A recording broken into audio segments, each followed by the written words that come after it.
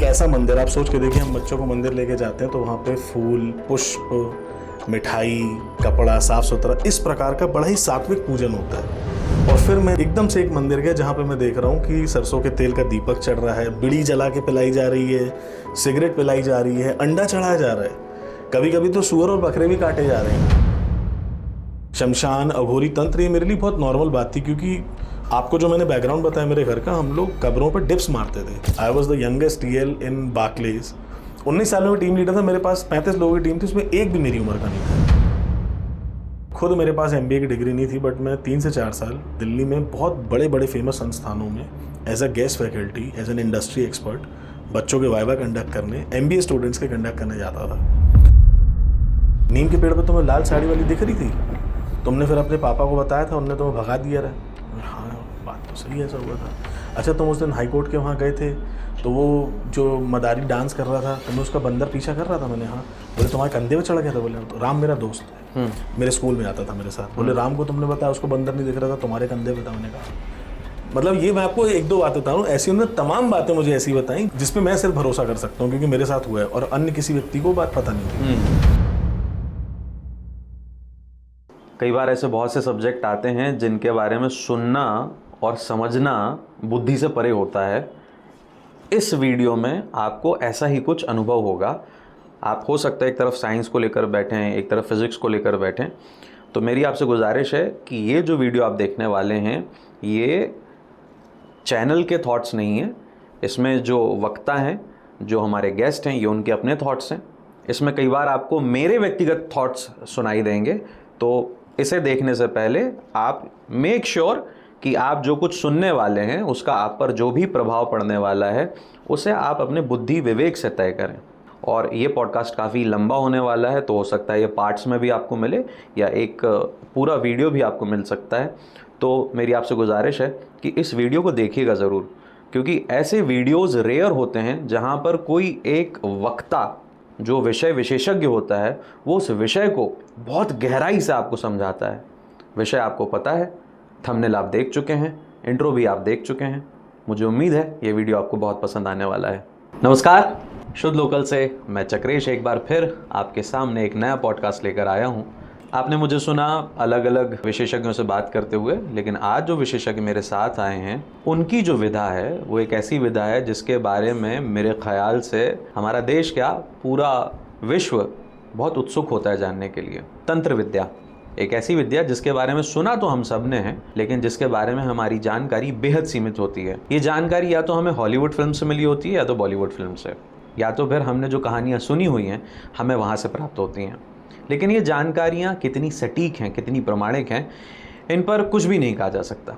जैसा कि हमारा आपसे हमेशा वादा होता है कि हम कभी भी किसी विषय पर अगर बात करेंगे तो एक विषय विशेषज्ञ को लेकर आएंगे और फिर आपसे बात करेंगे। और आपसे मिलने के लिए आज हमारे स्टूडियो में जो शख्सियत मौजूद हैं वो तंत्र विद्या के विशेषज्ञ हैं। वैसे एक चीज़ मैं आपको बताऊं कि आमतौर पर आपके दिमाग में जो छवि बनती है, आपने देखा होगा फिल्मों में काला सा कुर्ता और बड़ी बड़ी मालाएं, इस तरह की छवि बनती है। लेकिन कभी आपने सोचा है कि कोई व्यक्ति जो कॉरपोरेट इंडस्ट्री में रहा हो, कॉरपोरेट वर्ल्ड में रहा हो, बहुत सारी अलग अलग इंटरनेशनल ब्रांड्स के साथ जिन्होंने जॉब की हो और काफ़ी पढ़ाई की हो, क्या ऐसा व्यक्ति कभी तंत्र विद्या में आ सकता है? तांत्रिक ऐसा प्रश्न है, जब आपके सामने आता है तो अभी सोच में पड़ जाएंगे। लेकिन आज इस प्रश्न का भी समाधान हमारे सामने है। आज हमारे साथ स्टूडियो में मौजूद हैं अवधूत आनंद। बहुत बहुत स्वागत है आपका। धन्यवाद, thanks for having me here. Avdhoot ji तंत्र साधना के विशेषज्ञ हैं, तांत्रिक हैं। और एक छोटा सा परिचय मैं आपका दे देता हूं कि इन्होंने बार्कले, एक जो विश्व का पुराना बैंक कहा जाता है, वहाँ जॉब की है, एयरबीएनबी में जॉब की है, गूगल में जॉब की है, और उसके बाद आज वो हमारे साथ यहाँ पर तंत्र के बारे में आपसे चर्चा करने के लिए मौजूद हैं स्टूडियो में। तो हम बड़े खुशनसीब हैं कि आज कहते हैं ना कि एक पढ़ा लिखा तांत्रिक, एक एजुकेटेड तांत्रिक, एक अनुभवी तांत्रिक आज हमारे सामने। बहुत शुक्रिया समय देने के लिए। और बिना वक्त गवाए अवधूत जी, थोड़ा सा मैं आपके बैकग्राउंड के बारे में थोड़ा सा और चाहता हूं कि आप प्रकाश डालें कि कैसे तंत्र साधना में आपने शुरुआत की, क्योंकि आपका जो बैकग्राउंड मुझे पता है वो कॉर्पोरेट का बैकग्राउंड है। एक कॉर्पोरेट वाला बंदा तंत्र साधना में कैसे आ गया? हाँ, ये काफ़ी अच्छा प्रश्न है टू बिगिन विद। अपनी स्टडी कंप्लीट करने के बाद मैं जॉब करने के लिए, पहले मैं जबलपुर में ही था, 12th तक मैंने यहाँ स्टडीज़ करी, उसके बाद फिर मैं दिल्ली एनसीआर चला गया था जॉब करने। और कॉरपोरेट बाद में आया लाइफ में, तंत्र मेरे जीवन में मेरे जन्म के साथ था। आपको जैसे हमने पहले भी बात करी थी कि जिस स्थान पे मेरा जन्म हुआ, जो मेरा घर था, जहाँ पे मेरा बचपना बीता है, वहाँ से लगभग 200 मीटर की दूरी पे एक 300-350 साल पुराना पारसी कब्रिस्तान है, जो आज भी मौजूद है। जबलपुर के वासी उसको जाके देख सकते हैं। वो थोड़ा सा मैं चाहता हूँ कि वो जगह बता दीजिए, क्योंकि शुद्ध लोकल जो है जबलपुर के लोगों को, यहाँ जो किसी विषय से जुड़े हुए हैं या स्पेशलिस्ट हैं, उनको हम जबलपुर में अपने ऑडियंस के सामने लेकर आते हैं। तो मैं चाहता हूँ कि जनता को पता चले कि आप जबलपुर से हैं, कहाँ से हैं, सारी बात पता चलनी चाहिए उन्हें। बिल्कुल, मैं यथासंभव प्रयास करूँगा कि मैं बिल्कुल स्पष्ट रूप से हर बात बताऊँ। एक एरिया है हमारे पूर्व क्षेत्र, उसको कहते हैं घमापुर जी। उसके अंदर सरकारी कुआं एक लोकेशन है। बिल्कुल प्रिसाइज बताऊं तो महाराणा प्रताप चौक। और जो पूर्व क्षेत्र के निवासी हैं या जो बहुत पुराने लोग हैं, उनको पता है कि गोविंदा इंग्लिश कोचिंग बहुत फेमस एक लैंडमार्क होता था एक ज़माने में। वो मेरे पिताजी का संस्थान था। और जहाँ पे कोचिंग सेंटर था, ऊपर कोचिंग सेंटर था, नीचे हमारा घर होता था। और इसी एरिया में मेरा, मतलब जो इस एरिया में पहुँचेंगे वो बड़े आसानी से उनको पता चल जाएगा पारसी कब्रिस्तान कहाँ है। जहाँ पे हमारा घर था उसके मतलब उल्टे हाथ की तरफ लेफ्ट साइड में पारसी कब्रिस्तान है। पीछे आप लगभग 300-400 मीटर जाएंगे तो मुस्लिमों का कब्रिस्तान था। और आगे करिया फातर जो शमशान घाट है, वो लगभग 600 मीटर की दूसरी दूरी पे है। तो बचपन से ही कुछ तो ईश्वरीय कृपा से कुछ ऐसी छोटी मोटी आपको मैं बातें बताता हूँ, जो मेरे जीवन के किस्से थे, जो बहुत बड़ी जिज्ञासा की उत्पत्ति मेरे जीवन में हुई थी, बचपन से ही थी। और वो बाद में मुझे समझ में आया कि तंत्र कहाँ कनेक्ट हुआ। जैसे मैं जब बहुत छोटा था तो मेरे घर वालों से मेरे प्रश्न होते थे कि मुझे अपने परिवार के सदस्यों के अलावा कुछ लोग दिखते थे। आपको बचपन में परिवार के सदस्यों के अलावा लोग दिखते थे? ये बाकी लोगों को दिखाई देते थे? नहीं, उनको नहीं दिखते थे। मतलब ऐसे बहुत सारे इंस्टेंसेस हैं, लेकिन कुछ मेमोरीज होती है ना जो दिमाग में छप जाती हैं। उसमें से एक है कि बहुत अच्छे से, मतलब जब भी मैं लोगों को अपने बारे में बताता हूँ तो ये बातें मैं ज़रूर बताता हूँ कि रक्षाबंधन और भाई दूज ऐसे 2 दिन होते थे जब हमारे घर में सारे हमारे जो परिवार के सदस्य थे, रिलेटिव्स, एक्सटेंडेड फैमिली पूरी होती थी। 20-25 लोग घर पे वो त्यौहार मनाने आते थे। और मेरी उम्र मुझे लगता है लगभग उस टाइम 4 या 4.5 साल होगी, क्योंकि मैंने बस आंगनबाड़ी जाना शुरू किया था।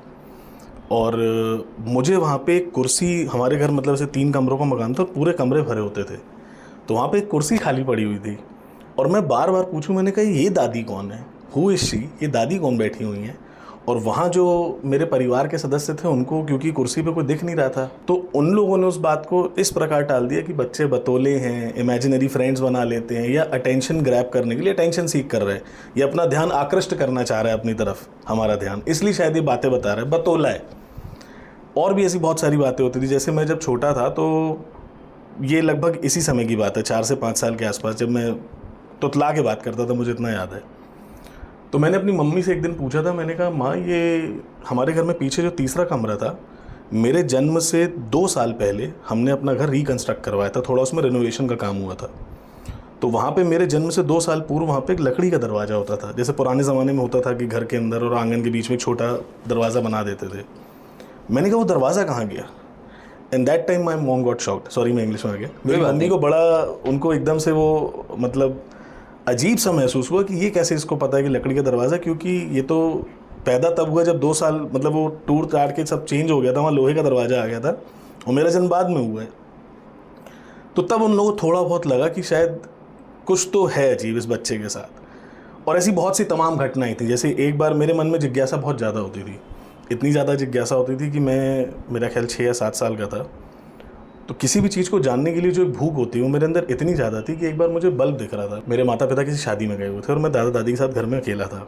अब बुज़ुर्ग दादा दादी थे तो वो 9 साढ़े 9 बजे सो जाते थे दवाई वगैरह खा के।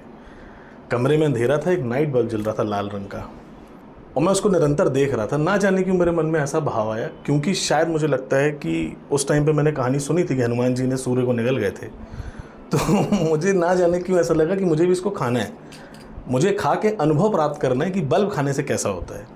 मैं उठा, मैंने बल्ब निकाला और मैं तोड़ के खा गया, और पूरा मेरा मुंह काफ़ी छिल गया, उसमें खून आने लग गया। फिर मेरी दादी को मैंने उठाया, फिर उन्होंने, पापा मम्मी वगैरह जब आए तो फिर डॉक्टर वगैरह दिखाया नॉलेज। और भी मेरी कुछ गतिविधियाँ से, मैंने एक बार अपने घर में खुद ही आग लगा दी थी, जो कपड़े धोने के लिए रखते हैं साइड में, तो वो इसलिए मैंने आग लगाई थी बिकॉज़ उम्र मेरी बहुत कम थी। मैं रोज़ देखता था कि घर के बाहर आंगन में मैं खेल रहा हूँ या दरवाजे पे मैं खेल रहा हूँ, 10 शव यात्रा निकल रही हैं। थोड़ी थोड़ी दूर में वो शव यात्रा, और हमारे जबलपुर में तो कल्चर है कि ढोल बजा के निकालते हैं, जिसको नहीं भी पता उसको ही पता चल जाए। हाँ। और मेरे को ये लगता था कि इनकी मंजिल कहाँ है, ये रोज़ ये सब जाते हैं धूम धड़ाके से, कोई त्यौहार है, जाते कहाँ हैं। एक दिन मैं पहुँच गया शमशान घाट, क्योंकि मेरे घर से बहुत मतलब वो सहज है मेरे लिए जाना वहाँ पे। मैंने देखा कि वहाँ तो लोगों को जलाया जा रहा है, और उस उम्र में छोटा बच्चा होता है ना, मतलब मेरे को, और मैं घर पे कैसे बता, घर पे तो बता के नहीं जा सकते, तो मैं वो उस टाइम पे मेरे को याद है किराए की साइकिल मिलती थी चलाने के लिए, 8 आने रुपये पर घंटे पे, आप 98 दे के 1 घंटे साइकिल चला सकते हैं। बिल्कुल। तो मैं वो लेके जाता था शमशान घाट में, और मेरे साथ एक दोस्त होता था। मुझे लगा कि यार मेरा अगर हल्का सा भी हाथ जलता है तो कितना डिफ़िकल्ट है ये मैनेज करना। ये जो बंदा लिटा के पूरा जला दे रहे हैं, इसको दर्द नहीं हो रहा क्या, ये निष्क्रिय क्यों है। मतलब ये शमशान में जो एक क्रिया थी उसने मेरा ध्यान खींच लिया, और इसलिए मैं चाहता था कि मैं भी उतनी ज़्यादा अग्नि प्रज्वलित करूं और करीब से खड़े होकर महसूस करूं कि क्या मुझे वो ताप महसूस होता है नहीं होता है, क्योंकि जीवित और मृत का जो भेद है वो मुझे समझना था। तो मैंने अपने घर में कपड़े जला दिए। यहाँ तक कि मेरा बचपना कुछ इतना अजीब रहा है कि 6-7 स्टैंडर्ड तक मेरे घर वाले मुझे कई डॉक्टर्स को दिखाते थे, मुझे साइकाइट्रिस्ट के पास भी ले जाया गया। उनको लगता था कि शायद ये बच्चा मानसिक रूप से अपरिपक्व है या इसका पूरी तरह विकास नहीं हुआ है दिमाग का।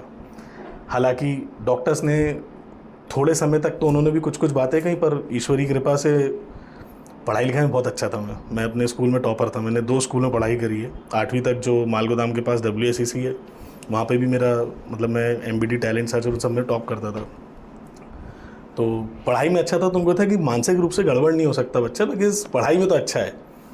और उसके बाद जब मैं क्राइस्ट गया तो वहाँ पे बहुत डिफिकल्ट था मेरे लिए, क्योंकि MP बोर्ड से सीधे ICSE, बट वहाँ पे भी जाकर मैंने टॉप करा। हर साल मैं टॉप करता था, मतलब बहुत फेमस था अपने स्कूल में, स्पोर्ट्स में भी अच्छा था। मैं स्कूल का कैप्टन रहा हूँ, अपने बैंड लीडर रहा हूँ। इनफैक्ट मैंने मैकमिलन पब्लिशर का जो university of New South Wales से एक ग्लोबल लेवल पे साइंस ओलंपियाड जैसे होता है हमारे इंडिया में, राइट। ग्लोबल लेवल पे वो उनका एक कंपटीशन होता था, तो उसमें मैं इंडिया में फर्स्ट रैंक और ग्लोबली 3rd रैंक पे आया था 9th स्टैंडर्ड में। तो जैसे जब मैं बड़ा हुआ तो उन लोग के दिमाग का ये जो संशय था वो तो मुक्ति हो गई कि पागल तो नहीं है या विचलित तो नहीं है बुद्धि से, पर हाँ कुछ तो इसके साथ गड़बड़ है। उस टाइम पे हमारे घर में जो हमारे कुलगुरु हैं उनसे भी पूछा गया था, तो उन्होंने ये बताया कि 18 साल तक थोड़ा परेशान करेगा। कैसे बताया उन्होंने ये? मेरी माताजी ने एक बार, वो हमारे यहाँ पे आए थे, 2004 की बात है, ये सिंधी धर्मशाला में। हम लोग महानुभव संप्रदाय से बिलोंग करते हैं मेरे घर में, और हमारे जो कुलगुरु हैं नागराज बाबा, वो आए हुए थे। उनका यहाँ पे 10 दिन का विश्व शांति गीता ज्ञान यज्ञ हुआ था जी। तो वो हमारे संप्रदाय के मतलब सबसे टॉप की लीनेज के हैं, और मेरे दादा के जो दादा हैं वो उनके गुरु थे।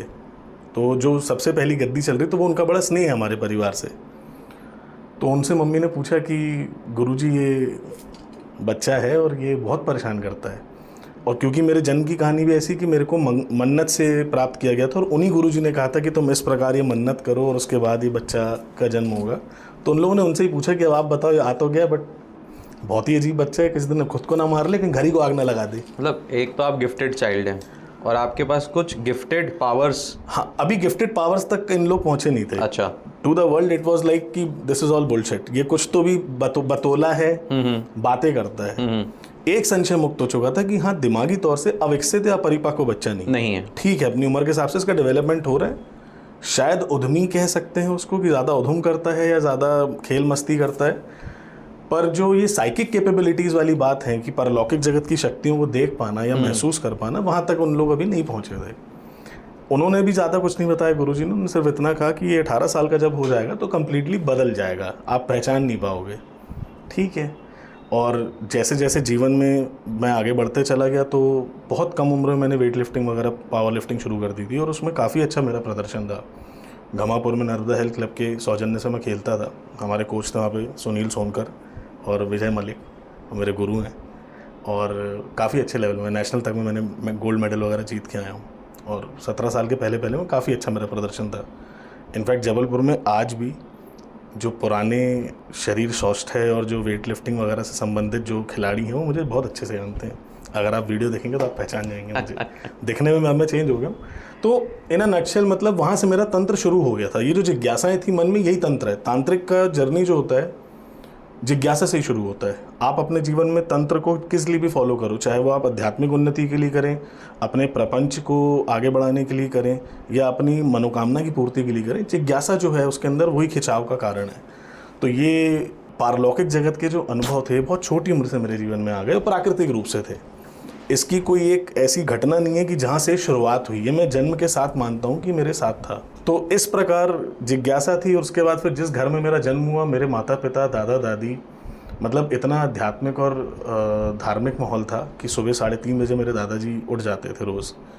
90 साल के ऊपर उनकी एज थी, और सुबह से वो जो भी ईश्वर के श्लोक होते हैं, पाठ होते हैं, कबीर साहब के दोहे वगैरह, उसका श्रवण मतलब नेचुरली कान में आ रहा है। फिर दादी पूजा करेंगी, फिर मम्मी करेंगी, फिर पिताजी करेंगे।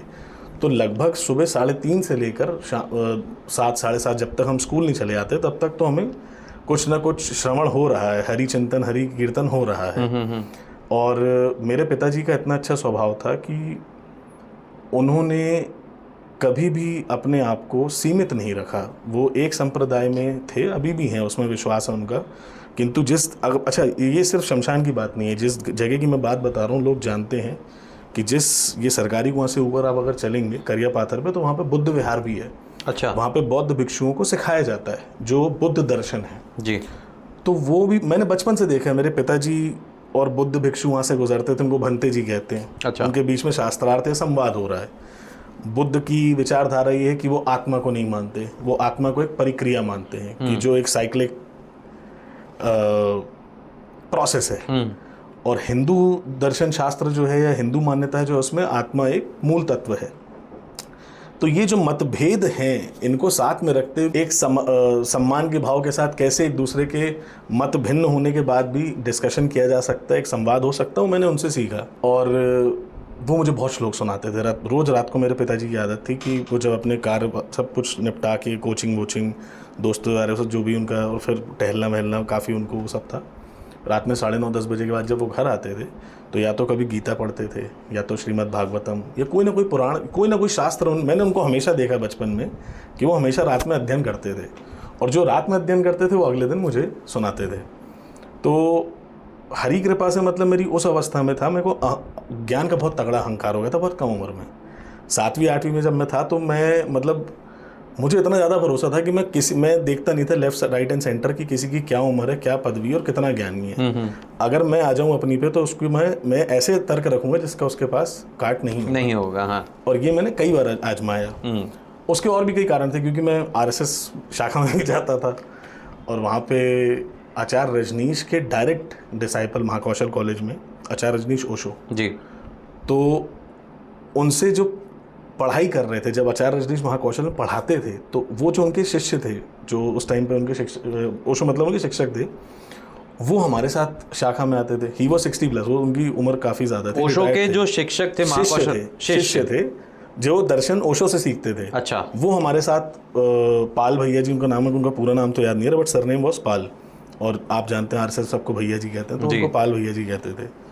तो उनसे दर्शन के बारे में ज्ञान में बौद्धिक विकास बहुत तगड़ा होता था, और संवाद करना या विवाद करना ये दोनों RSS में बहुत अच्छे से सिखाते हैं। मेरा पर्सनल एक्सपीरियंस है ये। तो उस प्रकार से मतलब ज्ञान का अच्छा खासा मेरे पास मतलब एक चारों तरफ से आ रहा था, चारों तरफ से भर के आ रहा था। और जिज्ञासा हमारी जो ज़्यादा थी वो ज्ञान में नहीं थी, हमारी तंत्र में थी, क्योंकि ज्ञान तो बहुत मिल गया कम उम्र में, अनुभव नहीं है। अनुभूति की तलाश में फिर हम महाराज की कृपा से मतलब कहानी सुनाते वक्त तो मैं यही कहूँगा कि मेरे को ये मिला है, मैंने ये किया जी। मूल सारांश यही, आप सभी से मेरी प्रार्थना है समझिएगा कि जो कुछ मेरे जीवन में घटना घटी है, हो रही है या आगे होगी, इसका पूरा श्रेय मैं अपने गुरु को देता हूँ, दत्त महाराज को। तो उन्होंने फिर कई लोगों से मिलाया जीवन में। फिर जबलपुर तंत्र की भूमि, अध्यात्म की धरा है, यहाँ से वो नाम निकले जिनने दुनिया हिला के रख दी। जी हाँ, है ना। तो यहाँ पे अपने को एवेन्यूज़ बहुत सारे हैं, है ना, संसाधन की कमी नहीं है यहाँ पे अगर किसी को किसी भी क्षेत्र में आगे बढ़ना है। और हरि कृपा से हमको ऐसे सूत्र मिले, ऐसे लोग मिले जो आगे बढ़ाते चले गए। और तंत्र मेरा विषय था तो तंत्र संबंधित लोग मिले। जबलपुर में बाबा कीनाराम के जो शिष्य हैं, गंगाराम और मनसाराम अघोरी, आपका ITI के पास कृषि उपज मंडी के पास उनका चंडाल बाटा करके क्षेत्र है, वहाँ पे उनका मंदिर है। मैं बहुत छोटी उम्र में वहाँ पहुँच गया था, 7वीं 6वीं 7वीं में था, तब से मेरे को पता था उस मंदिर के बारे में। वहाँ पे तंत्र क्रिया किसे कहते हैं, हवन कैसा होता है। एक ऐसा मंदिर, आप सोच के देखिए, हम बच्चों को मंदिर लेके जाते हैं तो वहाँ पे फूल, पुष्प, मिठाई, कपड़ा, साफ़ सुथरा, इस प्रकार का बड़ा ही सात्विक पूजन होता है। और फिर मैंने एकदम से एक मंदिर गया जहाँ पे मैं देख रहा हूँ कि सरसों के तेल का दीपक चढ़ रहा है, बीड़ी जला के पिलाई जा रही है, सिगरेट पिलाई जा रही है, अंडा चढ़ाया जा रहा है, कभी कभी तो सूअर और बकरे भी काटे जा रहे हैं। और मुझे बड़ा अट्रैक्ट करता था ये, क्योंकि वैविध्य मुझे हमेशा से पसंद था। मैं कभी भी एक सोच, एक संप्रदाय, एक विचारधारा, उसमें मेरा विश्वास था ही नहीं। मुझे लगता था कि मुझे सब टटोलना है, उसके बाद मेरी क्या कहानी वो मेरे को समझनी है। तो वहाँ से थोड़ा सा तंत्र के बारे में पता चला। ग्वारी घाट मुझे बहुत प्रिय है। माँ नर्मदा मुझे लगता है कि वो मेरी सगी माँ है। मैं अपने जीवन में, क्योंकि बैकग्राउंड मेरा जैसा भी था, अध्यात्म की कमी नहीं थी, ज्ञान की कमी नहीं थी, किंतु पैसे थोड़े से कम होते थे घर में, क्योंकि खर्चे ज़्यादा थे और उतना ज़्यादा मतलब बड़ा परिवार नहीं था। पैसे के मामले में मतलब थोड़ा कमज़ोर थे हम लोग। तो we come from a very humble background. तो जब मैं 8वीं 9वीं में था तब तक थोड़ा सा मुझे दिमाग में टेंशन आ गई थी कि अब मैं करूँगा क्या आगे, क्योंकि पढ़ाई में मैं बहुत अच्छा था। लेकिन तब तक ये तंत्र से जुड़ी हुई चीज़ें ये तो चल रही है, ये इनटेक मिल हो रहा था, इनटेक मिल रहा है। मैं आपको एक्चुअली बता रहा था कि ग्वारी घाट जाना कैसे शुरू किया। ग्वारी घाट में पहुंचता था क्योंकि मेरी लाइफ में जब मैं बहुत ज़्यादा स्ट्रेस में आ जाता था कि मैं क्या करूँगा, आगे क्या करूँगा, मुझे लगता था मैं ग्वारी घाट के पास जाऊँगा, वहाँ बैठूँगा, भगवती के किनारे बैठूँगा और मेरी टेंशन ना भगवती ले जाती है। और जब मैंने अनुभव किया कि यार हाँ ये तो होता है मेरे साथ में, अगर आके यहाँ आधे घंटे ही बैठ जाऊँ तो मैं स्ट्रेस फ्री हो जाता हूँ, मेरा मूड अच्छा हो जाता है। हाँ, ये तो वैसे आम आदमियों के लिए भी कहा जाता है कि अगर आप अपने दुख कहना चाहते हैं तो आप नदी से कहिए। हाँ। वो आपके दुख लेकर आगे बढ़ जाती है, क्योंकि नदी जिसे आप देख रहे होते हैं वो अगले क्षण वो नदी नहीं होती है जिसे आप थोड़ी देर पहले देख रहे थे। तो इसलिए कहा जाता है ऐसा। मुझे हालांकि इस बात का ज्ञान नहीं था जो आप कह रहे हैं जी, पर मुझे ये मेरा अपना एक निजी अनुभव था कि मैं जब वहाँ जाता था तो मैं बहुत हज़ारों बातें दिमाग में लेके जाता था। और वहाँ अगर मैं आधे पौने घंटे भी बैठा हूँ और मैं कोई मंत्र जाप, कोई भजन कीर्तन संकीर्तन, कोई क्रिया नहीं कर रहा हूँ, सिर्फ वहाँ बैठता था, मैं कुछ थोड़ा बहुत चिंतन मनन करता था, वही जो उलझने थी उन्हीं को सुलझाने की कोशिश करता था। और जब उठता था तो मेरे चेहरे पे एक मुस्कुराहट होती थी, मैं हल्का होके आता था। और मुझे लगता है कि अगर वो उतनी ज़्यादा अनुभूति नहीं होती तो कोई भी व्यक्ति घमापुर से 10-12 किलोमीटर ग्वारी घाट जाके साइकिल पे कोई भी बच्चा इतनी जबरन की मेहनत ना करे। और ये वो बच्चा है जो स्कूल भी जा रहा है, व्यायाम भी करने जा रहा है, व्यायाम भी कर रहा है, और साथ साथ में मैंने 14 साल की उम्र से पैसे कमाने शुरू कर दिए थे। बिकॉज जब मैं हिंदी मीडियम मतलब ये MP बोर्ड से ICSE में गया तो थोड़ा भार था, उस पे शिक्षा का भार है, किताबों का भार है, तो थोड़ा सा जो पैसे का दबाव था। तो I wanted to support my family. मुझे लगा कि यार कर सकते हैं तो क्यों ना। तो कोचिंग जैसे घर पे पढ़ाना, या मैंने न्यूज़पेपर हॉकिंग करी है। आप अखबार बांटते थे? अखबार बांटता था मैं, और वो भी आप स्कूल की यूनिफॉर्म में? हाँ, कुछ बार मतलब कुछ दिन जैसे मैं कभी लेट हो जाता था अगर, तो मेरे पास टाइम नहीं होता था और मैं लेट नहीं हो सकता क्योंकि मैं बैंड लीडर था, स्कूल कैप्टन था। तो मुझे अगर सितारे लगे मेरे कंधे पे, तो अगर मैं ही लेट हो गया तो बात कैसे बनेगी। तो इसलिए कभी कभी फिर मैं ड्रेस पहन के ही चले जाता था बाट में, वहाँ से डायरेक्ट स्कूल चले जाता था। लोगों के लिए बड़ा अजीब रहता होगा ये दृश्य कि सितारे लगे हुए हैं। मैं आपको एक किस्सा सुनाऊंगा। हमारे जबलपुर की भाषा में कहते हैं ना चमक जाना। व्यक्ति बहुत तगड़ा चमक गया था। रोज सुबह मेरा ये डी इंजन कॉलेज जहाँ पे है, ये अपना मालवीय चौक के पास, जहाँ से अखबार की एजेंसी वगैरह है, सुबह 3:30 बजे हम जाते थे। और जैसे अखबार हम लोग घर में खोल के देखते हैं वैसा हॉकर्स को मिलता नहीं, अलग अलग शीट्स मिलती, तो जमाना पड़ता है वहाँ पे आधे घंटे बैठ। राइट। मेरे पास 160-170 कुछ ऐसे घर थे, तो पत्रिका अखबार हम बांटते थे। तो वहाँ लगाया खट करके, उसके बाद जाते थे। हाई कोर्ट चौराहा जो है उसके पास BSNL के ऑफिस जहाँ पे है, उसके पीछे उनका बंगलोज बने हुए वहाँ के ऑफिसर्स के लिए। तो वहाँ पे एक साहब के घर में हम अखबार मतलब देने जाते थे रोज़ सुबह। और वहाँ पे जो साहब थे वो रोज़ अपनी बालकनी में चाय की चुस्कियाँ भर के बड़े मज़े से हमारा इंतज़ार करते थे कि हम जाएं, और वो अखबार ऐसे हम रोल करके फेंकते थे तो उठाएं और चाय की चुस्की के साथ अखबार का मज़ा लें। मेरी अच्छी आदत थी, मैं दिन की शुरुआत हमेशा बहुत ही पॉजिटिविटी के साथ करता था। और मुझे क्योंकि मेरे पिताजी इंग्लिश पढ़ाते थे तो मेरी इंग्लिश मजबूत थी। और आज तो जबलपुर में माहौल अलग है, बट ये मैं बात कर रहा हूँ आपको लगभग 15-16 साल पहले। तो इंग्लिश में अगर कोई बच्चा, कम उम्र का बच्चा बात करे तो लोग ध्यान देते थे, और मुझे ध्यान बहुत पसंद था, अटेंशन सीकर मैं बहुत तगड़ा था, ये बात तो सत्य है। तो मैं उनसे बोलता गुड मॉर्निंग सर, ये वो, तो वो मुझे रोज़ इग्नोर करते थे क्योंकि रोज़ अपन ने हाफ पैंट पहनी है, टी-शर्ट पहनी है, वो ऐसे वाला। एक दिन मैं लेट हो रहा था स्कूल के लिए, और मेरे ख्याल में 10th में था तब की बात है। तो मेरे सर्दियों का मौसम था, मैं क्राइस्ट चर्च ICSE में पढ़ा हुआ हूँ। और हम पहला बैच थे जिनने 12वीं क्लियर करा है स्कूल का, हमारे बाद फिर 12वीं आई है। ओके। तो ग्रे कलर की पैंट, वाइट शर्ट और ग्रे कलर का ब्लेजर, बड़ा सुंदर सा, और उसमें सितारे लगे, उधर 3 इधर 3 और यहाँ लिखा हुआ फलाना ठिकाना जो भी।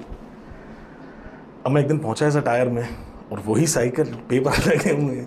मैंने बोला गुड मॉर्निंग सर, तो उनकी नज़र नीचे पड़ी, उन्होंने कहा अरे ऊपर आओ। मैंने कहा ठीक है। तो उस दिन मैंने रोल फेंक के नहीं दिया, उन्होंने बुलाया तो मैं सीढ़ी से चले गया, फर्स्ट फ्लोर पे थे वो। उन्होंने मुझे अंदर बुलाया, बैठाया, बोले यार तुम क्राइस्ट चर्च में पढ़ते हो? मैंने कहा जी हाँ क्राइस्ट चर्च में पढ़ता हूँ। बोले मैं 3 साल से अपने पोतरा मीन्स नाती, बेटे का बेटा, बोले मैं 3 साल से उसको एडमिशन के लिए कर रहा हूँ ना, फेल हो जाता, उसका वो नहीं हो पा रहा, एंट्रेंस क्लियर नहीं हो रहा है, तुम ये काम क्यों करते हो बेटा? मुझे अच्छा लगता है, मेरे घर में उतने संसाधन नहीं हैं पर पढ़ाई में मैं अच्छा हूँ, तो पढ़ाई में अच्छा हूँ इसलिए अच्छे स्कूल में मेरा दाखिला हो गया तो मैं पढ़ रहा हूँ, और क्योंकि उतने पैसे नहीं है तो थोड़ा सपोर्ट करने के लिए मैं काम कर लेता हूँ, क्या बुराई है इसमें। उसके बाद से उन्होंने हर दिन मुझे गुड मॉर्निंग का जवाब दिया, जितने दिन, मतलब मैं उसका शायद उनको 3-4 महीने मैंने उनके वहाँ पे अखबार डाला, बहुत रिस्पेक्ट करते थे फिर उसके बाद, क्योंकि शायद उनको उस दिन लगा कि नहीं हर पेपर डालने वाला नहीं होता, वो शायद काम है, आप किसी को जज नहीं कर सकते। तो मतलब वो वैसा माहौल था, मेरे को बचपन से मिला हुआ था कि ध्यान देते थे लोग। और ग्वारी घाट जाना, फिर ग्वारी घाट में सबसे बड़ा जो, जहाँ से मुझे लगता है कि जिस क्षण मैंने अपने आप को साधक बोलना शुरू किया, वो शुरुआत हुई ग्वारी घाट के किनारे। 2010 आखिर में ख़त्म होने वाला था। मेरे जीवन में सबसे बड़ा ऊहापोह ये चल रहा था कि मैं बहुत अच्छा स्टूडेंट था, मेरे 10वीं में ICSE बोर्ड में 93% आए। ओके। बहुत अच्छा पढ़ाई करता 10वीं में 93%? बिना किसी कोचिंग के मैं, मतलब, और मैं कभी पढ़ता भी नहीं था घर पे। ये कुछ ईश्वरी थी कृपा की, जब जितना टीचर पढ़ाती थी मैं अच्छा मतलब समझ जाता था उसमें, और लिख देता था तो हो जाता था। मेरे जीवन में बाधा ये थी कि मेरे टीचर्स ने प्री बोर्ड के बाद ये प्रश्न करने शुरू कर दिए थे कि आगे क्या, बायोलॉजी या मैथ साइंस या कॉमर्स, व्हाटएवर, क्या करोगे आगे। और क्योंकि मेरे दिमाग में था कि जो भी आगे लेना उसमें उतनी फीस है, अगर 12वीं तक तो चलो मैं पढ़ लूँगा, अगर बायो ले ली तो डॉक्टर बनने के लिए आप दाखिला कराएंगे, उसका खर्चा कितना है, इंजीनियर, क्योंकि मैं किसी भी फील्ड में जा सकता था, मेरे में वो बाधा नहीं थी। मेरे टीचर्स ये कहते थे कि तुम जो पढ़ोगे उसमें तुम निकाल ले जाओगे, क्योंकि तुम पढ़ लेते हो, तो कॉमर्स भी लोगे तो भी ठीक प्रदर्शन रहेगा, साइंस वगैरह। और ये बात मुझे खाती थी, क्योंकि मुझे था कि अब 2-3 महीने बचे हैं, मतलब नवंबर दिसंबर का दौर चल रहा था, मार्च और अप्रैल के बीच में एग्ज़ाम ख़त्म हो जाते हैं 10वीं के, उसके बाद फिर जब अप्रैल से नया सेशन शुरू होगा तो आपको अपना सब्जेक्ट चूज़ करना पड़ेगा। अब मैं क्या सब्जेक्ट चूज़ करूं, क्योंकि पैसे की कमी तो है और लोन वोन लेके पढ़ाई करना, वो अपने वो, मतलब कभी वो कर्ज लेके पढ़ना था नहीं, मतलब बहुत साफ़ सुथरी बात थी। तो मैं बैठा हुआ था, मेरे दोस्त यार थे जो उस टाइम पे मेरे साथ के सहपाठी थे, तो वो भी थोड़ी देर बैठते थे, लेकिन कोई भी व्यक्ति नदी किनारे कितनी देर बैठ जाएगा। जो मेरी अनुभूति थी वो उनकी थी नहीं, तो सभी की नहीं होती है, सभी की वैसी नहीं होती। तो वो आए, कुछ महाआरती वगैरह तक में बैठे, उसके बाद हलवा पूड़ी वगैरह जो हो उसके बाद चले जाएं। हम बैठे हैं, एक दिन काफ़ी लंबा बैठ गए थे, 9:30 पौने 10 हो रहा था, और हम जनरली ग्वारी घाट में बिल्कुल आखिर में, जहाँ पे तिवारी जी के कक्कड़ बाटी मिलती, उससे भी और आगे जाके, और थोड़ा आगे जाके हम थोड़ा वहाँ बैठते थे, क्योंकि वहाँ शायद थोड़ी शांति रहती है। उमा घाट कहते हैं शायद, अब मुझे उतना याद नहीं है, बट ये वहाँ से ना नाव चलती मंगेली की, बिल्कुल सही कह रहे हैं, रख के लोग लेके जाते हैं, तो वो वही वाला स्थान है। वहाँ मैं इसलिए था क्योंकि एक तो वहाँ अंधेरा है, मैं चाहता था बचना, क्योंकि मैं जिस समाज में, जबलपुर में, मेरे पिता को भी लोग जानते हैं, मुझे भी बहुत लोग जानते हैं, तो मैं चाहता नहीं था कि ज़्यादा कोई देखे कि मैं क्या कर रहा हूँ या क्यों बैठा हूँ, शांति में बैठता था। और पीछे से एकदम से अनुभूति हुई कि किसी ने कंधे पे आके हाथ रखा, ऐसे मैं सीढ़ी पे बैठा हुआ था, पलट के देखा तो एक बहुत ही बुजुर्ग से, लंबे से, दाढ़ी सफ़ेद, गोरा चेहरा, राख लपेटे, नग्न अवस्था में अघोरी। ये किस उम्र की बात है आपकी? ये मैं 16 साल का रहा हूँ, 10वीं में 15-16 साल के बीच की आयु रही होगी मेरी। 16 साल में पहली बार आपने अघोरी, ये फर्स्ट पहली बार अघोरी नहीं, अघोरी तो मैं बचपन से देख रहा हूँ, क्योंकि जो मेरा जन्म हुआ है शमशान में। अच्छा चलो आपको थोड़ा सा और बैकग्राउंड बताता हूँ। शमशान, अघोरी तंत्र, ये मेरे लिए बहुत नॉर्मल बात थी, क्योंकि आपको जो मैंने बैकग्राउंड बताया मेरे घर का, हम लोग कब्रों पर डिप्स मारते थे। अच्छा। हम पतंग उड़ाते थे शमशान के बीच में। मेरे ऐसे दोस्त रहे, मैं बहुत ही भ्रष्ट टाइप का बच्चा रहा हूँ, मैं बहुत आज के मतलब इसको अब कोई भी बच्चा ऐसा करके मत देखना, बहुत डेंजरस चीज़ है। मेरी कुछ यात्रा वैसी है इसलिए मैंने किया। लोग मैदान में खेलते हैं, आप लोग कब्रिस्तान में कब्रिस्तान में खेलते खेलते थे। शमशान घाट में लोग, जैसे वहाँ पे आपने सुना होगा पितृपक्ष चलते हैं, किसी की पुण्यतिथि होती है तो लोग मिठाई चढ़ाते हैं अपने पिता के कब्र पे या वहाँ पे उनके स्थान पे, हम उठा के गायब कर देते थे, हम खा जाते थे। मैं दोस्तों का मतलब मेरा उस प्रकार का पता नहीं कैसी मानसिकता थी बचपन से। हम लोग इंतज़ार करते थे कि अगर कोई बढ़िया प्रसाद वगैरह चढ़ रहा है, एप्पल वगैरह सेब वेब सब हैं, तो मैं और मेरे साथ के 2-3 मेरे दोस्त थे, तो हम लोग अपनी प्लानिंग करते थे कि यार आप नज़र गड़ाए रहो, ये बंदा जैसी ये पार्टी निकलेगी तो अपन कोई प्रसाद खाना है उसके बाद फिर और कुछ तो उसमें और भी मतलब, खैर उस टाइप का मेरा स्वभाव था। तो अघोरी वघोरी ये सब मैं बहुत देखता था, मेरे घर के सामने से रोज निकलते थे, क्योंकि आप ऐसी जगह रह रहे हो जहाँ पे वो क्रियाएं हो रही हैं। बहुत छोटी उम्र से मैंने मारवाड़ मटके और वो सब जो कंसेप्ट है बहुत छोटी उम्र से मैंने उड़ते हुए देखे वो सब, क्योंकि वो एरिया जो लोग जानते हैं जबलपुर को उन्हें पता है कि वो करिया पाथर मजाक, इट्स नॉट फॉर एवरीवन, वो अलग ही चीज़ है। करिया पाथर is for legends, it's for legends only, yes Indeed. और वहाँ पे मतलब ये इतना एविडेंट है, मैं आपको बताऊँ कि ये सिर्फ हंसी मजाक की बात नहीं है, ये इतना बड़ा यथार्थ है जबलपुर की धरा का कि आषाढ़ के महीने में आज भी निरंतर हर साल एक वर्ग है, प्रजापति समूह है, जो कुम्हार जिनको कहते हैं हम, वो समाज पूरा आषाढ़ी पूजा करता है, हमारे पूरे उस एरिया को बांधता है कि साल भर जो हमारे क्षेत्र के देवता हैं वो ऐसी नकारात्मक शक्तियों से क्षेत्रवासियों की रक्षा करें। ये आज भी देखा जा सकता है, हर साल आषाढ़ की अमावस्या में होता है वो पूजन।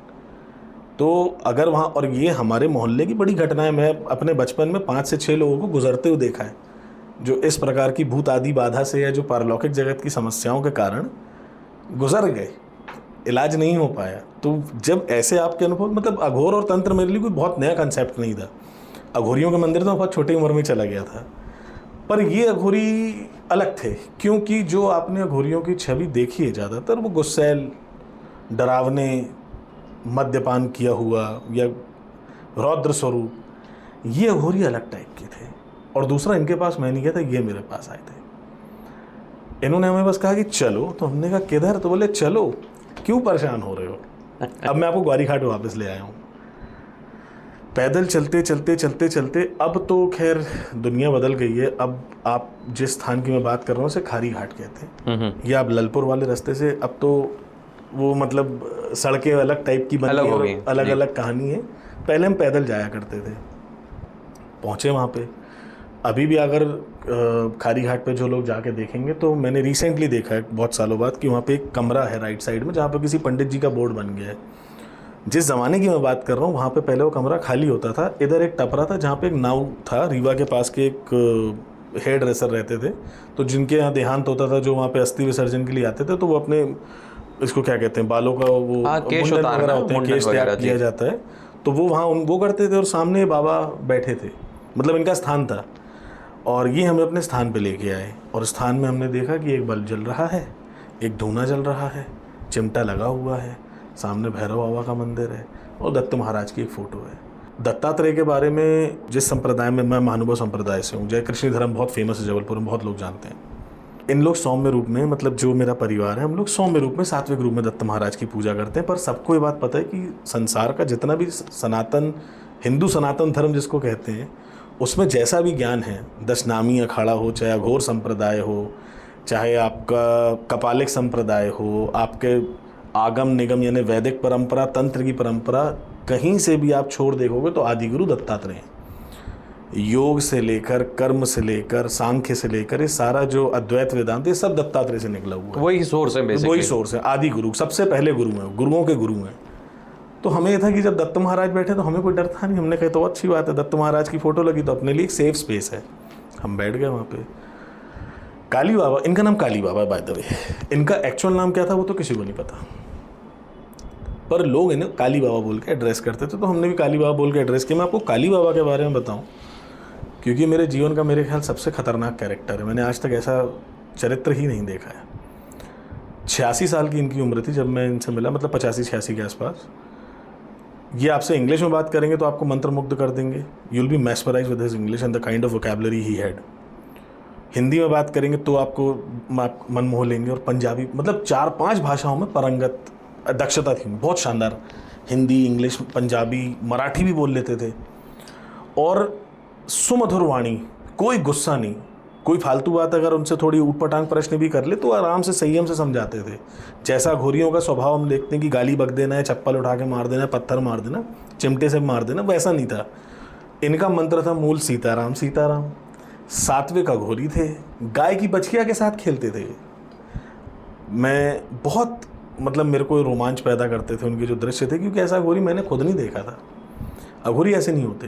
पर जब उनके साथ मेरा समय थोड़ा थोड़ा बीता, खैर पहले दिन पे आता हूँ मैं, क्योंकि अपनी उस स्मृतियों में वापस खो जा रहा हूँ। इन्होंने मुझे अपने जीवन, मेरे जीवन के बारे में 4-5 बातें ऐसे सहज रूप से बता दी जिसने मेरे होश फाख्ता कर दिए, जो बातें मेरे घर वालों को भी नहीं पता। जो ये मुझे शक्तियाँ दिखती हैं, जब मेरे साथ किस्सा है, मुझे क्या क्या दिखता है, क्योंकि दिखता है, ऐसी बहुत सारी बातें थी जो मैंने, क्योंकि मेरे घर में सिर्फ मेरे पिताजी थे जो फिर भी मेरे को, जब मैं अकेला होता था तो वो मेरी बात पर भरोसा करते थे। सबके सामने तो सार्वजनिक रूप से वो भी नहीं मानते थे कि हाँ इसके साथ कुछ है। तो क्योंकि वो सपोर्ट नहीं था परिवार से, तो मैं बहुत सारी बातें ऐसी थी, जब मैं बड़ा हो गया, जैसे जब मैं फर्स्ट में पहुंचा, सेकंड में पहुंचा, तो मैंने घर वालों को बतानी बंद कर दी थी, क्योंकि मुझे लगता था यार बेइज्जत करते हैं तो बतौला तोला समझ रहे हैं, इनको क्या बताऊँ मैं अपने बारे में। उन्होंने वो सारी बातें मुझे बता दी। तो ये मेरे लिए बड़ा ही मतलब मानसिक कौतूहल की अवस्था थी। उन्होंने ये बता दिया कि तुम्हारे साथ ही होता दिखा है। था उस दिन, क्यों मतलब उनने इस टाइप से मुझे बताया, नीम के पेड़ पर तुम्हें लाल साड़ी वाली दिख रही थी, तुमने फिर अपने पापा को बताया था, उनने तुम्हें भगा दिया रहा। हाँ बात तो सही है, ऐसा हुआ था। अच्छा तुम उस दिन हाई कोर्ट के वहाँ गए थे, तो वो जो मदारी डांस कर रहा था, तुम्हें उसका बंदर पीछा कर रहा था। मैंने हाँ। बोले तुम्हारे कंधे पे चढ़ गया था। बोले तुमने राम को, राम मेरा दोस्त है, मेरे स्कूल में आता था मेरे साथ। बोले राम को तुमने बताया, उसको बंदर नहीं दिख रहा था, तुम्हारे कंधे पे था। मैंने कहा मतलब ये मैं आपको 1-2 बातें बता रहा हूँ, ऐसी उन्होंने तमाम बातें मुझे ऐसी बताई जो, जिसपे मैं सिर्फ भरोसा कर सकता हूँ, क्योंकि मेरे साथ हुआ है और अन्य किसी व्यक्ति को बात पता नहीं थी। तो मुझे बहुत, जैसे छोटे बच्चे को कहते हैं ना कोई बड़ा खिलौना मिल गया, मैंने कहा ये तो कोई उस्ताद आदमी है। और एक प्राकृतिक रूप से मेरे को लगता है, मैं 16 साल में 10वीं का पढ़ने वाला बच्चा उतना ज्ञानी नहीं होता, उतना नॉलेज, उतनी, हालांकि मैं अपनी उम्र के हिसाब से ज़्यादा मैच्योर था, ये मैं हमेशा से फील करता हूँ, पर फिर भी ऐसा कोई मैं आंकलन नहीं कर पाया था कि मैं जिसकी वजह से उनसे इतना, एक प्राकृतिक रूप से एक आकर्षण था। मेरा ध्यान खींच लिया उन्होंने, मैं स्तब्ध था, मैं जिसको कहते हैं ना स्पीचलेस हो जाना, मेरे पास शब्द नहीं बचे थे उनके सामने बात करने के लिए। वो बोलते जाए, मैं सिर्फ सुन रहा था। 10-12 मिनट 15 मिनट उन्होंने मेरे बारे में बताया कि अच्छा ऐसा था, वैसा हुआ, अच्छा तुमने फिर ऐसा, ये तुम्हारे साथ हुआ था, तुमने ऐसा क्यों नहीं करा, ये वो फलाना ढिमकाना, बहुत सारी बातें। मैंने हाथ जोड़े, साक्षात मैं साष्टांग मैंने उनको दंडवत कर दिया। मैंने कहा मेरी तो कहानी ख़त्म हो गई इसके आगे। मैंने कहा बहुत परेशान हुआ और मैं फूट के रोया उनके आगे। मैंने कहा मेरे साथ तो ऐसी दिक्कत है कि दुनिया में मेरे साथ के जो बच्चे हैं बहुत ही संपन्न परिवार से हैं, उनके माता पिता उनको सभी संसाधन ला के देते हैं, नाना प्रकार की किताबें हैं, जो सिलेबस में किताबें, उसके अलावा कोई 10 ईयर्स के सॉल्ट पेपर पढ़ रहा, कोई फलाना पढ़ रहा, कोई ढिकाना पढ़ रहा। मेरे पास जो सिलेबस है उसकी किताबें पूरी नहीं है, फिर भी मैं उनसे ज़्यादा अच्छा प्रदर्शन करता हूँ। उनके माता पिता कोई कहीं पढ़ा रहा, कोई कहीं कोचिंग में पढ़ा रहा, और मेरे साथ बाधा ये कि मेरा भविष्य मुझे दिख ही नहीं रहा कि मैं करूँगा क्या। और तब तक थोड़ा सा ये भी था कि जो जिस क्षेत्र में हमारा लालन पालन हो रहा था, ये थोड़ा सा यहाँ की गतिविधियाँ ठीक नहीं हैं, तो एक प्रकार से हम थोड़ी बदमाशी में भी घुस गए थे। तो मुझे ये भी डर था कि अगर मैं यहाँ पे कंटिन्यू, जो मेरा जीवन चल रहा है, अगर मैं चलता रहूँगा तो मैं शायद एक अच्छी दिशा में, मेरा उज्जवल भविष्य ना हो। मैं शायद कारागार के पीछे कहीं या तो कुछ गड़बड़ काम करूँगा या तो जेल वेल में चला जाऊँगा मेरा, क्योंकि वो थोड़ा एरिया, जो लोग जानने वाले जबलपुर को जानते हैं किस प्रकार, एरिया भी थोड़ा गतिविधियां डिफरेंट, अपना भी शरीर जो है तो प्रतिदिन आपको आएगी, अपना भी शरीर एकदम तो बढ़िया। हरी कृपा से, मतलब मैं अपनी उम्र से 10-12 साल ऊपर के भी 10-12 लड़कों को निपटा सकता था। बहुत अच्छा, मतलब माहौल पूरा मिल रहा था पूरा माहौल था बिगड़ने के लिए, और कोई डर वाली बात नहीं थी, क्योंकि बहुत बड़ा परिवार है हमारा। और मेरे कज़न्स अगर मैं बताऊं तो जबलपुर में 17-18 भाई हैं हम लोग। मैं ऐसे अपने परिवार की बात करूं तो ऐसी कोई घबराहट होती भी नहीं थी। प्लस जिम जा रहे हैं गुरुजी वगैरह हमारे, तो पूरा माहौल था बिगड़ने के लिए। अगर मैं पढ़ाई की दिशा में नहीं जाऊं, पढ़ाई करने में बाधा ये है कि धन की कमी है, और पढ़ाई ना करूं तो यहाँ तो गड़बड़। अघोरी के पास आपके ये सवाल चल रहे हैं। मेरे सवाल का कारण, क्योंकि उस समय मेरी बाधा यही थी। मैं उन बच्चों में से था जिसको बहुत छोटी उम्र से इस बात का भान था कि मेरे घर वालों के पास उतनी इनकम नहीं है जितना खर्चा है। दादा दादी बीमार रहते हैं, काफ़ी ज़्यादा खर्चा उनके इलाज में होता था। मेरे दादाजी 13 साल बेड रिडन थे, बिल्कुल बिस्तर पे ही बाथरूम, पेशाब, हर चीज़, मतलब उनका नहाने से लेकर मैं उनकी काफ़ी, मैं I used to take care of him. और उसके साथ फिर दादी भी बीमार है, तो उनका काफ़ी उस चीज़ में खर्चा हो जाता था, तो पैसे वगैरह। 16-18 साल तक जो मैं समझ पा रहा हूँ कि यहाँ तक तो कभी आपने सोचा नहीं था कि इस फील्ड में जाना है, तंत्र साधना करनी है, पर या मेरे को इंटरेस्ट बहुत ज़्यादा था। इंटरेस्ट था, लेकिन ये नहीं था Interest कि था, इसमें नहीं। कहीं कुछ फ्यूचर है? मेरा तब, अच्छा, मेरे तो इतनी बार मेरे ऑब्जेक्टिव बदले लाइफ में कि मैंने एक समय के बाद वो छोड़ना सोच दिया। तब तक, जब आप अभी जिस क्षण में हम हैं, तब तक मैं ये सोचता था कि मैं तो ओलंपिक्स में चला जाऊंगा। आपको जान के बाद शायद हैरानी होगी कि जितना वेट मैं मारता था, वेट मारना मतलब कि जो मैं पुल करता था, जैसे वेट लिफ्टिंग में snatch, clean and jerk and snatch, 2 exercise होती है। पावर लिफ्टिंग में बेंच प्रेस होता है, डेड लिफ्ट होती है और स्क्वाट होती है। ये 3 जितना मैं वेट मारता था 16 साल की, 17 साल की उम्र में, उतना नेशनल खिलाड़ी नहीं मारता था। या जो कॉमनवेल्थ में 2010 में गए थे वो नहीं मारते थे उतना। तो मेरे जो कोच साहब थे, जो मेरे साथ के लोग थे, वो ना बड़े श्योर थे कि यार इसको तो बस आगे बढ़ाना है, ये तो छक्का मारेगा। प्रॉब्लम क्या थी कि सच्चाई जीवन की उतनी पता नहीं थी। थोड़ा सा जब बढ़ ही रहे थे आगे, तो उसमें पता चला कि यहाँ भी पॉलिटिक्स है। और अपना विषय स्पोर्ट्स नहीं, वरना किस दिन हम इस पे आपको बताएंगे कितनी धांधली है इस विषय पे भी। तो वहाँ पे तब तक मैं सोचता था कि शायद मैं तो स्पोर्ट्स में जाऊँगा, ओलंपिक में तो निकल जाऊँगा आराम से मैं। मतलब ये एशियन ओलंपिक तो अपने लिए बाधा थी ही नहीं। क्यों कोई नहीं है बहुत टक्कर कम में, उम्र से, अच्छा, क्यों हाँ, पड़े हो क्यों चक्कर पड़े में, हो वैसी स्थिति थी। तो पहले वो लगता था।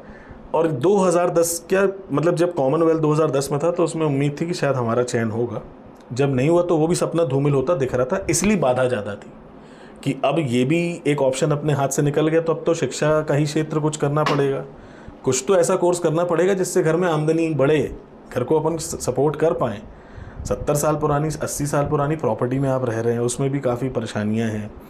जो एरिया में आप रह रहे हैं वहाँ पे आपकी जवान बहन है बड़ी, वो घर में 24 घंटे बंद रहती है, वो बाहर नहीं जा सकती, वैसा माहौल नहीं, खुलापन नहीं है, और अभाव का जीवन बड़ा बेकार होता है। गरीबी का अभिशाप इसलिए नहीं, मतलब ये ऐसे ही नहीं कहा गया है, मैंने वो अनुभव किया कि सच में बहुत बड़ा अभिशाप है। साइकोलॉजी में पढ़ाते हैं इस चीज़ को, पॉवर्टी कॉन्शियसनेस, ये इंसान को मरने तक नहीं छोड़ती है। अगर वो 1 साल भी किसी ने अनुभव कर लिया अभाव की अवस्था, तो जीवन पर्यंत चलता है। It changes your personality completely. तो बहुत तगड़ा, मतलब मन में एक भूचाल सा था, और उसको उन्होंने ऐसे कुछ शब्दों में हल कर दिया। काली बाबा ने उनके अंदर ये विधा थी कि उनके सामने, जैसे कहते हैं ना, रोते हुए आते हैं और हंसते हुए जाते हैं, तो उनके पास वो कला थी। तो उन्होंने ऐसी 4-5 बातें बोली और बैठा ली। उन्होंने बोला तुम परेशान मत हो, तुम यहाँ आ जाया करो तुम्हें जब समय मिलता है, और थोड़ा सा यहाँ पे भगवान का पूजन करो, सेवा करो, सीखो यहाँ पे। और बोले तुम आगे चले जाओगे, तुम टेंशन मत लो, तुम्हें पीछे पलट के देखना नहीं पड़ेगा, तुम अपने बारे में शायद जान नहीं रहे हो। बोले तुम कोई भी, उन्होंने मेरे को वो बात याद दिलाई फिर कि तुम अच्छा बताओ, तुम क्लास में फर्स्ट आते हो, या तुम वेट लिफ्टिंग में गोल्ड मेडल लाते हो, क्या तुम इसके लिए मेहनत करते हो? मैंने कहा नहीं, कोई ऐसी खास मेहनत तो नहीं कर। और ये बात सत्य है कि मैंने अपने आसपास के लोगों को बहुत परिश्रम करते देखा है, मैंने कभी परिश्रम उतना किया ही नहीं था। परिश्रम अगर आप सिर्फ इससे सोचें कि सुबह उठ के ये कर रहा है, वो कर रहा है, वो कर रहा है, एनर्जी थी ज़्यादा तो इसलिए मैं करता था। बट जैसे मैंने देखा कि लोग एक न्यूमेरिकल को लेके 3 घंटे समझ रहे, मैं अपने साथ के जो मेरे दोस्त थे वो जाते थे कोचिंग, तो वो जो कोचिंग से नोट्स लाते थे वो मैं पढ़ के उनको समझा देता था, वो 3-3 घंटे बैठ के नहीं समझ पाते थे। तो मतलब मैंने परिश्रम नहीं करा उस चीज़ के लिए, पढ़ाई के लिए, वो मेरे को सहज रूप से, प्राकृतिक रूप से आ रहा था। तो उन्होंने बोला तुम्हें आगे भी ऐसे ही होगा, तुम घबरा क्यों रहे हो, तुम जिस भी फील्ड में जाओगे तुम अच्छा प्रदर्शन करोगे और पैसे वैसे कमा लोगे यार, तुमको ना इन सब चीज़ों में नहीं पढ़ना, तुम्हारा समय अभी किसी और चीज़ के लिए है। तब उन्होंने मुझे बताया कि देखो तुम ना तंत्र के लिए बने हो। ये काली बाबा ने, ये उन्होंने हमें साफ सुथरा बताया कि तुम ना तंत्र के लिए ही बने हो। हालांकि उस टाइम पे सात्विक परिवार में, मेरे घर में तंत्र मंत्र के बाप दादाओं ने किसी ने कभी सुना भी नहीं, और जिस संप्रदाय से मैं हूँ यहाँ पे तो इसको गलत माना जाता है। सिर्फ सात्विक रूप की पूजा होती है, और 5 परमेश्वर हैं, भगवान कृष्ण और दत्तात्रेय के 5 अवतार हैं टोटल, उन्हीं की पूजा होती है। बाकी अन्य किसी देवी देवता की अन्य की उपासना हमारे यहाँ निषेध है। पर उन्होंने जब मुझे मेरी बारे में बताया तो मुझे लगा कि यार more than my family he relates to me better, तो I should listen to this guy. मेरे को इनकी बात ज़्यादा सुननी है क्योंकि इनको मेरे बारे में पता है, मेरे घर वालों को मेरे बारे में उतना नहीं पता। उन्होंने और भी ऐसी, मैं मतलब पब्लिक फोरम पे वो बातें नहीं बता सकता, बट उन्होंने ऐसी बहुत सारी बातें बताई जिससे मतलब मैं 100% कन्विंस्ड था कि यार जो ये बोल रहे हैं मुझे फॉलो करना है। प्लस आकर्षण तो था ही। वहाँ हमने बैठना शुरू किया। उन्होंने मुझे दत्तात्रेय के बारे में, जो सात्विक भाव तो हमें घर वालों ने बचपन सिखाया था, उनका राजसिक स्वरूप, उनका तामसिक स्वरूप, उग्र स्वरूप, जो अघोरी जिसको पूछते हैं, दत्तात्रेय के अन्य शास्त्रों में जो विवरण हैं, वो ज्ञान उन्होंने मुझे देना शुरू किया। और मेरा दत्त से बहुत तगड़ा कनेक्शन था। तो वहाँ से फिर मैंने समय बिताया उनके साथ। मैंने लगभग 1.5 साल के आसपास मैंने समय बिताया उनसे। लेकिन उसके बाद भी तो आपने कॉर्पोरेट में फिर मैं आपको बताता हूँ कि मतलब वहाँ से उन्होंने मुझे कुछ चीज़ें दे दी। मैं उनको अपना गुरु बनाना चाहता था। एक्चुअली मैंने उनसे कई बार प्रश्न किया, मैं कहा बाबा आप दीक्षा दे दो ना मुझे। मेरे को मतलब उन्होंने जिसको हम कहते हैं ना जादू, कौतुक क्रिया कहते हैं, रस्सी से सांप बना देना, कपाल की साधना, शव की साधना, ये सब मैंने सामने उनको करते देखा है। मतलब बहुत ऊंची हस्ती। जब मैं 12वीं के करने के बाद जब चला गया दिल्ली, तो उसका जब मैं लौट के, मैं सितंबर में गया था 2012 में दिल्ली गया था, नवंबर में लौट के आया था जबलपुर अपने ठंड के कपड़े ले जाने के लिए। जब मैं तो वो गायब हो गए थे, वहाँ मिले नहीं। और मैंने आसपास जो मतलब मंगेली के 2 भाई थे, मंगेली घाट से आते थे वो ये जो हेयर ड्रेसर थे भाई साहब, वो नाम था उनका, मैं 2-4 लड़के, हम लोग रोज़ उनकी सेवा में बैठा करते थे। मतलब जो रोज़ का सत्संग था, किसी को कोई आइडिया किसी को बिना, हाँ, हमसे जब डिस्कशन होता तो उन्होंने मैं पहले ही बताया था कि मेरा कोई एक अपना, हम लोग उनसे पूछते थे कि आपका नाम क्या है, ना बताएं। आप कहाँ से आए? तो बोले बेटा मैं घूमता रहता हूँ, अभी तो मैं रीवा के साइड से हूँ। नागौर करके एक जगह, वहाँ से वो आए थे जब जबलपुर आए थे। तो उसके पहले नागौर में उन्होंने कुछ 5-6 महीने 7 महीने वहाँ रहे थे। तो उनका कोई एक स्थान नहीं था। वो दत्त महाराज जैसे ना रमता जोगी बहता पानी एक जगह ठहरते नहीं, वो पक्का जोगी आदमी, पक्का साधक। और गायब भी हो तो वैसे ही गायब हो गए। तो मैं अपनी, मेरी मानसिकता मुझे कई बार मजबूर करती है सोचने के लिए कि कहीं ये दत्त महाराज ही तो नहीं थे तुम्हारे जीवन में आ गए। क्योंकि समर्थ देवता हमारा दत्त महाराज धरती पे ही रहता है। ये वो शक्तियाँ नहीं जिन्होंने देहोत्सर्ग हो गया, जैसे कृष्ण जी, राम जी, इनका देहोत्सर्ग हुआ, ये देह त्याग करके गए। दत्त महाराज का हुआ नहीं है। तो मतलब वो उस लेवल की उनके अंदर क्षमताएं, और तंत्र जगत में जिनको सिद्धियाँ रिद्धियाँ कहते हैं, वो उनके चरण की दासियाँ थी, जिनके लिए लोग पूरा पूरा जीवन बिता देते हैं, वो चुटकी में उड़ा देते थे। बहुत पावरफुल, बहुत पावरफुल। मैंने आज तक, मतलब तब तो मैं बच्चा था, उसके बाद भी अभी मैंने बहुत कुछ अपने जीवन में देखा है, और जबलपुर के बाहर निकल के भी देखा है, और बहुत लंबे समय से मैं इस फील्ड में हूँ। मैंने वैसा व्यक्ति नहीं देखा कि जिसके पास इतनी शक्ति हो, फिर भी वो ज़मीन से जुड़ा हुआ है, उसके अंदर अहंकार का लेश मात्र भी नहीं है, और बिल्कुल सहज रूप से सिखाया, प्रॉपर गुरु। तो उन्होंने हमें मना कर दिया। उन्होंने कहा यार हम तुम्हें दीक्षा देंगे नहीं, गुरु बना दो, दत्तात्रेय को बनाओ, हमारा गुरु भी वही है, तुम उसको गुरु बनाओ। उनके सिद्धांत पे चले। बट उन्होंने मुझे, तंत्र में क्या होता है कि एक गुरु दीक्षा होती है और एक मंत्र दीक्षा होती है। जो आपको दीक्षा देते हैं वो सदगुरु होते हैं, उन्हें दीक्षा गुरु कहते हैं। जो मंत्र दीक्षा देते हैं वो आपके मंत्र गुरु होते हैं, उन्हें शिक्षा गुरु कहते हैं। तो वो मेरे शिक्षा गुरु तो रहे। उन्होंने मुझे मंत्रों, बहुत सारे मंत्रों के प्रयोग बताए, शास्त्रों के नाम बताए कि कौन से शास्त्र पढ़ने। मेरा बड़ा शौक होता था, गुरंदी में किलो के भाव मिलती थी किताबें, वो उठा के ले आते थे, जो मिलती थी सब पढ़ लेते थे। क्योंकि अपने को तो कोई ज्ञान था नहीं कि किस तंत्र में बहुत सारी धाराएं हैं, बहुत सारी विधाएं हैं, तो किस में पढ़ना है।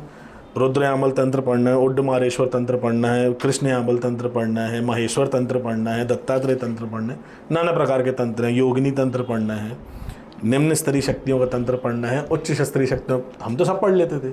उन्होंने बताया कि नहीं, तुम ये ऐसे ऐसे 1 by 1, this is how you will start and this is how you have to proceed. उन्होंने जितना सिखाया वो मैंने अप्लाई बाद में किया। मेरा तंत्र का जो मेरी पर्सनल एक्सप्लोरेशन है वो दिल्ली जाके शुरू हुई, क्योंकि वहाँ मैं अकेला था। जब मैं गया तो मैं अपने भाई के साथ रहता रहा कुछ समय, उसके बाद फिर मैं अकेले रहने लग गया, और तब मैंने वो सारी चीज़ें अप्लाई करके देखी और मेरे जीवन में भूचाल सा आ गया। पढ़ाई यहाँ हुई, प्रैक्टिकल वहाँ हो रहा था? पढ़ाई यहाँ हुई थी, यहाँ पे थोड़ी थोड़ी, प्रैक्टिकल भी थोड़ा थोड़ा हुआ था, पर क्योंकि मैं घर में रहता था, सबकी निगरानी में था, तो मैं वो प्रयोग कर नहीं सकता। अब जैसे आपको मैं छोटी सी बात बताऊं, तंत्र में बहुत मायने रखता है कि किस मंत्र को आपको वाचिक जपना है। वाचिक बोले मतलब जिसमें बोल बोल के जपना है, आपको वाइब्रेशन सुनाई आना चाहिए आपको। फिर उपांशु जप होते हैं जिसमें आप बुद्ध बुद्ध आते हो। फिर कुछ मंत्र है जो मानसिक करना है, जिसमें आपके शरीर पे कुछ भी फर्क नहीं पड़ेगा, चेहरा आपका वैसे ही रहेगा, मन के अंदर मंत्र चल रहा है।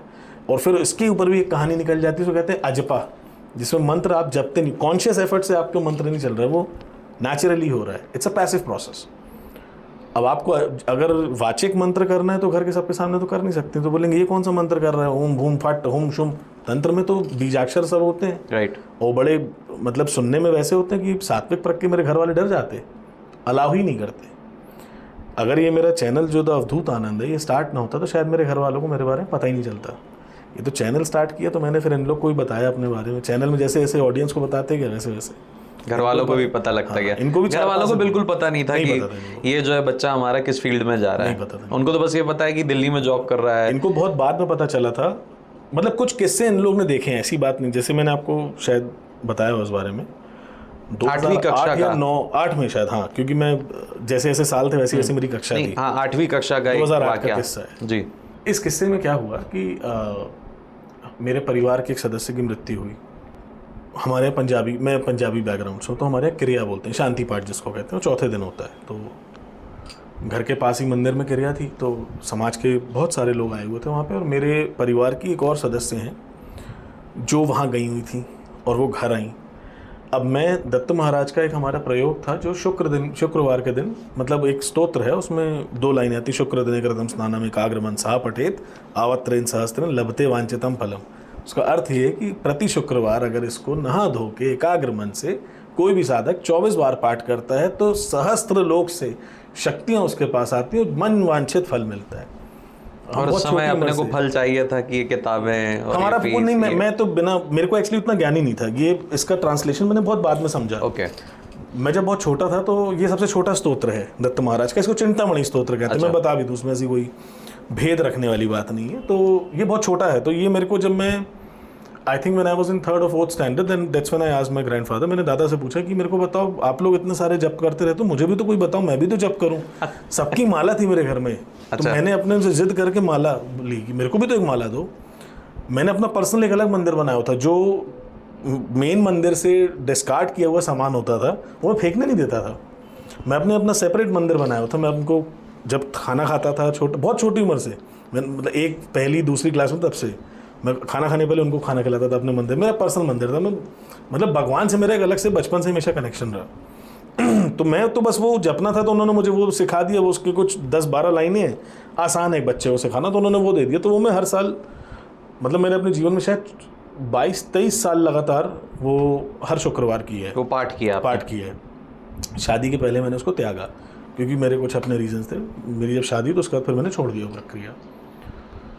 तो ये प्रक्रिया चल रही थी। शुक्रवार का दिन था इत्तेफाक से, और ये प्रदवारी की जो मेरी सदस्याँ थीं ये आईं।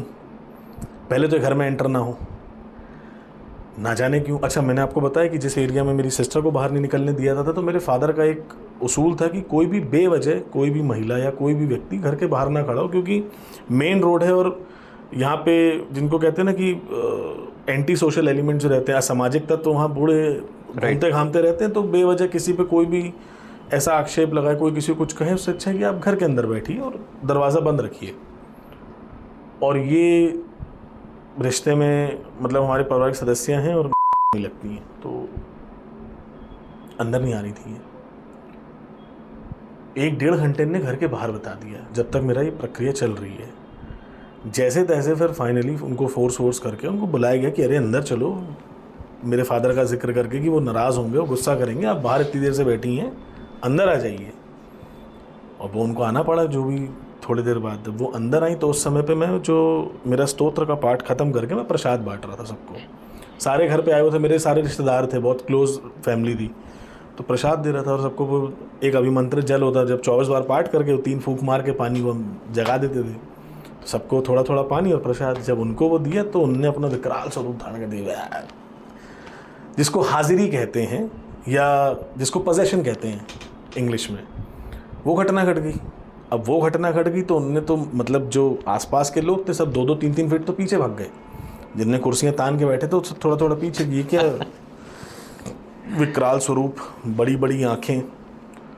हम लोग पंजाबी बैकग्राउंड से, हमारे घर में कोई भी व्यक्ति बिहार का नहीं है, बट जब ये घटना घटी तो जो सामने शक्ति प्रकट हुई वो भोजपुरी में बात करी और वो अपना एक अलग नाम बताए। चलो ठीक है। अब वहाँ पे क्योंकि सब लोग घबरा गए थे, और मेरे तो ये खेल खिलौने मैंने देखे हुए थे, मेरे घर वालों ने भी देखे हुए, क्योंकि हम लोग दत्तात्रेय से जो जुड़ा हुआ ना, वो इन सब चीज़ों से दूर नहीं रह सकता। हमारे यहाँ ऐसे बहुत से स्थान हैं, तीर्थ स्थल हैं, जहाँ पे जब आप जाते हो तो आरती में जिनके साथ ये बाधा रहती तो वो नाचना कूदना शुरू करते हैं।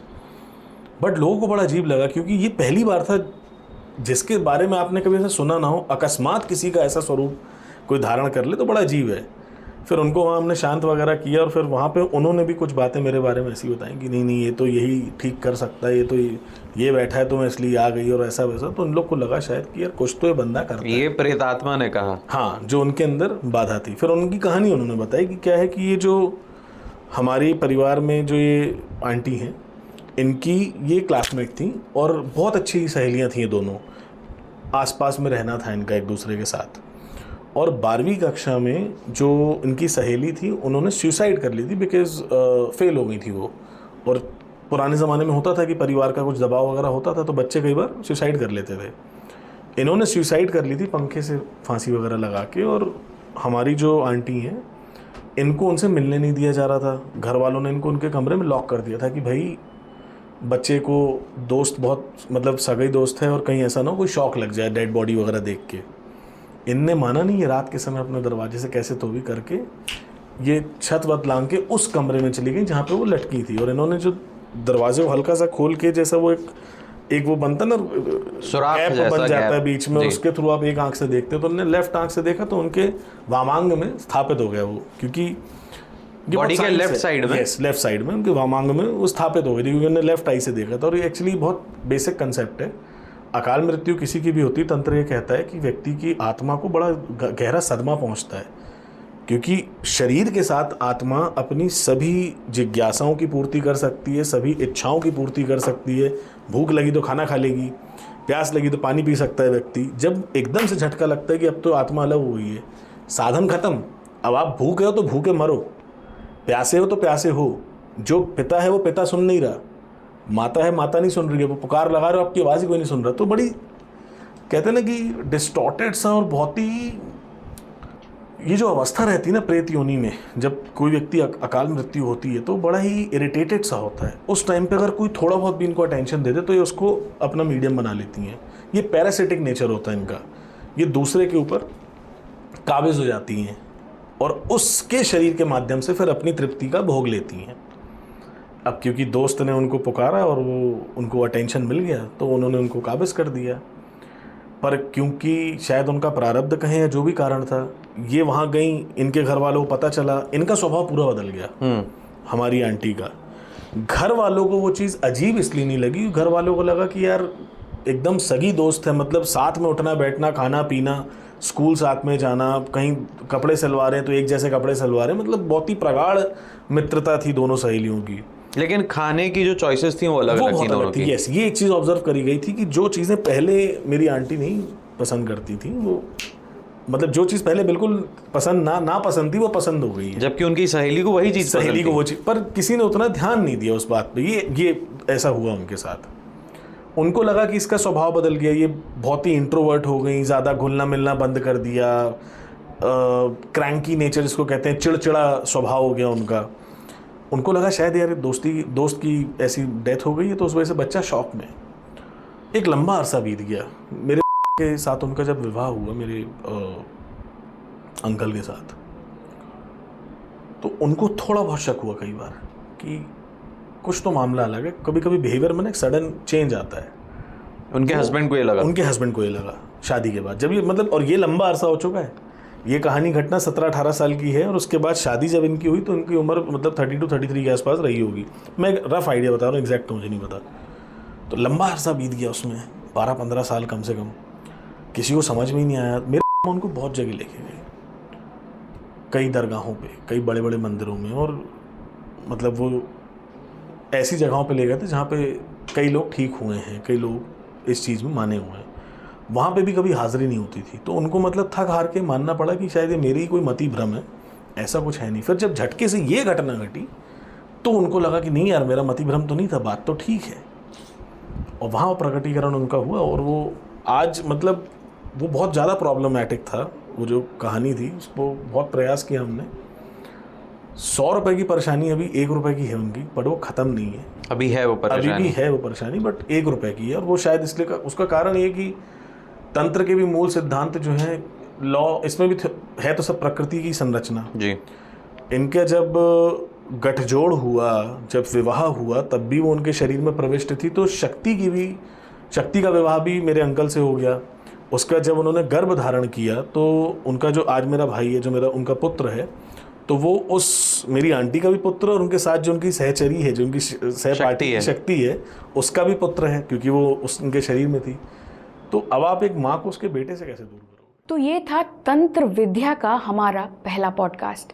हम जल्दी इसके आगे आने वाले एपिसोड भी पब्लिश करेंगे। तब तक ये वीडियो आपको कैसा लगा और आपका क्या फीडबैक है हमें ज़रूर बताइए। अगर आपके मन में भी इससे जुड़े कोई सवाल हैं या आप और क्या देखना चाहते हैं हमें कमेंट सेक्शन में ज़रूर बताइए।